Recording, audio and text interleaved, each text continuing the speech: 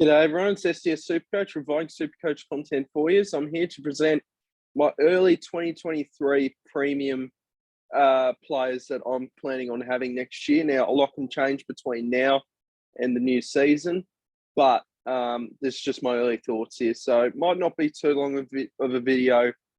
This will be my last SuperCoach video, probably until the team pigger, but I will be doing like when the off season's done, when all the trade period and all that is finished, I will be ranking like all the players that have been on the move and talk about what relevance they could bring for SuperCoach 2023. So this will be the last SuperCoach video for a while, so enjoy it. And if you haven't seen my season review, that was yesterday, so that was last night I uploaded that, so make sure you check that out.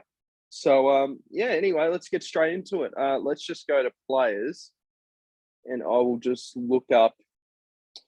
I'll just look at it all up. So, first cab off the rank, I've got all, and quick shout out to Bryce Mitchell, by the way, because he's been doing all the prices and all that. So I've used that as the main bit of information. So make sure you check out Bryce Mitchell on Twitter. He does, and make sure you check out all the prices, projected prices, and all that for yourself. So let's get straight into it. Sorry.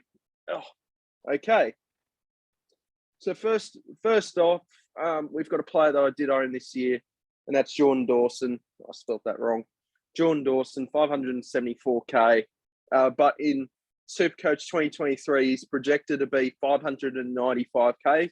Still a bit pricey for a defender, but yeah, as you'll see a theme here, there's a bit of balance between expensive and value. Sort of players that could look to do well next year. So here I've got Jordan Dawson. Just wherever he seems to change in position, he just seems to still score well regardless. So highly keen on Jordan Dawson for 2023. He just seems to score points wherever he goes, as long as he's not stuck in the forward line. So Jordan Dawson would be a bloke I'd love to have again for next year. Second player I've got is Tom Stewart. I've just gone off the same. I've just kind of gone off the same structure that I had for my starting team this year. But so that's four premium defenders, 4 premium midfielders, 2 main rucks, and 2 forwards. Realistically, that's what you kind of want out of the forward. I forgot what I was going to say, but you kind of want about 12 premiums in your side. So I've just gone for 12 here, and a couple of mid prices and a rookie I want to talk about. So Tom Stewart, he didn't exactly do grouse for me in the last month of the year, but that's okay. Tom Stewart's a bloke that I think just, you just want him to be in your side for the whole year, because he will deliver some really good scores throughout the season. So I'd be super keen on to have Tom Stewart for the whole of 2023, to be honest, because I don't really want to miss out on those massive scores, and that can make your rank so much of a massive difference all in all. He's projected to be 596k. So him and Dawson, pretty similar prices. All right, my third one is going to be Daniel Rioli. He's nearly an all-Australian type defender this year. He made the squad. He's been outstanding for Richmond and seems to be the main distributor off half back. And I remember seeing the Hawthorn game a couple of weeks ago against Richmond, and just Rioli just set up so much of their play. Now with Jaden Short back out of the back line, and I don't think he's going to go back there. So I would like to have Daniel Rioli on my side, and another bloke who should go very well. He's projected to be about 500k. And lastly, in the back line is a bit of a break, and another breakout contender. It is Hayden Young. I just think he'll set up so much of Fremantle's play in the back line. So I'd be super keen to see how he goes. He's projected to be 501k, which I think is going to be a good price for what he's capable of. He's a beautiful kick of the ball. And yeah, he just looks really good to watch. And I'd love to have him in my side for 2023. As we move into, we'll save midfield for the last. I feel like it's the most important, most interesting, most intriguing. So I've got Max Gawn for one of my rucks, because Sorry if you can't see the stats here, but that's not really necessary for 2023.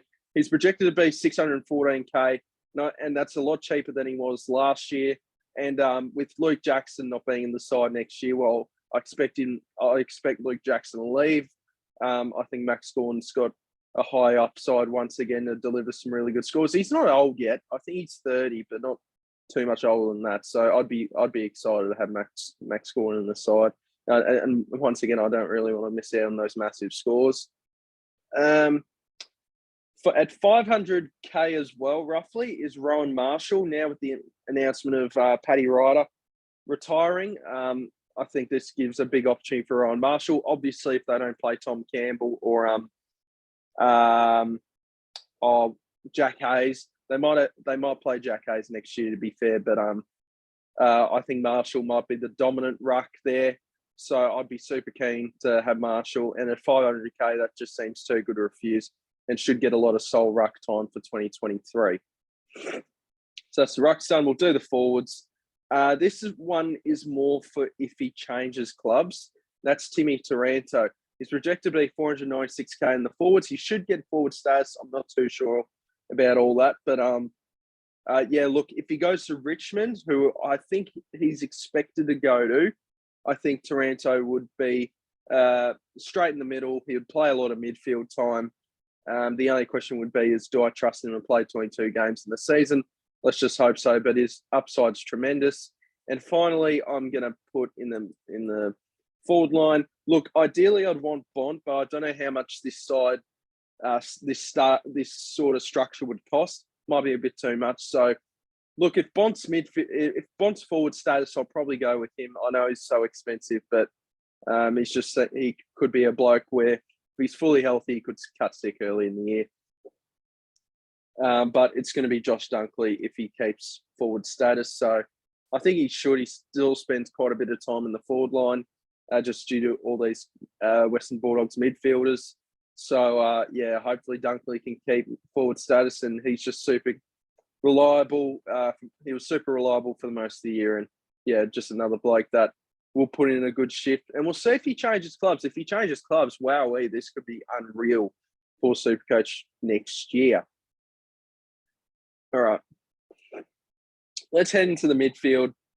Look, do I have Rory Laird? No, I don't. This year I felt like I made the mistake of picking Miller, Steele, and McRae, and I feel like that just cost up a bit too much of my coin. So I'm only going to be choosing one of those two, and just hope that Rory Laird's going to drop a bit in price, and when the time comes, I'll pick him up. But I'm going to go Clayton Oliver.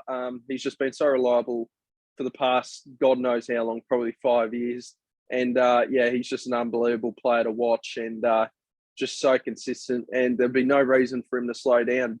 He had a fractured thumb, so he was out for a week, but that's been about it. Rarely gets injured. So, yeah, I'd love to have Clary for the whole season this time. I will go over some of the... No, we'll finish off the premiums. I'd like to own Darcy Parish next year under a new coach. Maybe he's refreshed and all that. Hopefully he can just stay fully healthy. And he's... Sorry, I've probably missed some of these prices. I'm very sorry. So Taranto could be 496. Dunkley could be 588K. Clayton Oliver, 691. I think Laird was 695 to my knowledge. And Parish could be 603K. And I just feel like that's maybe there's a tad bit of value there for like what he's capable of as a player. So I'd love to have a crack at Darcy Parish this year and just see how he goes. Whenever he does play and he's fully fit, he just scores. It seems like every time he scores 120. Couple more. Tuke Miller. He did have some up and down moments this year, but when I looked at players and I saw who was the third highest scorer in SuperCoach this year, not in terms of average, but in terms of total points, Tuke Miller was. So he was the third best total points player in SuperCoach for this year, and that's really good player to have for the entire season, and that's what I look for. Players that can play each and every week, play 22 games, and yeah, Tuke Miller has done that. So he's going to be a player that I'd like to have once again next year. And lastly, in the midfield, Jack Steele. I just think Jack Steele will be so Tuke Miller's going to be 654K. That's projected from Bryce Mitchell, and Steele 596. I did say what did I say last year? I said last year in my round one. No, I said it at some point during the year. I didn't want to start Jack Steele again, but at 596K, that's just too good to refuse. Here's a player I'd be happy to have at that price. And there's certainly a bit of value there. He can go back to being a top 5 mid in SuperCoach for 2020. So a couple of mid prices here. Now, I might not be able to fit all this into a side. So obviously I'll need the SuperCoach team picker to see how we're looking there. But a couple I want to mention, plus a rookie. Actually, I'll mention the rookie first. Finlay McRae is expected to be 123K for SuperCoach 2023. I just find that extremely interesting. I think Collingwood do need one of these blokes like McRae, Poulter to really burst out and become like an absolute gunner. And I'm just banking on a breakout season here from McRae. 123K would be fantastic value for what he's capable of as a player.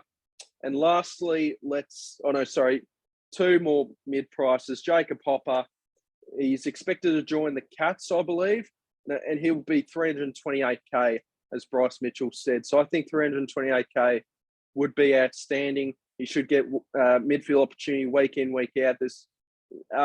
Geelong's a grouse side this year, but I feel like they are missing a player like Jacob Hopper, and he'll be a great addition to that Cats midfield. And 328K would be tremendous value.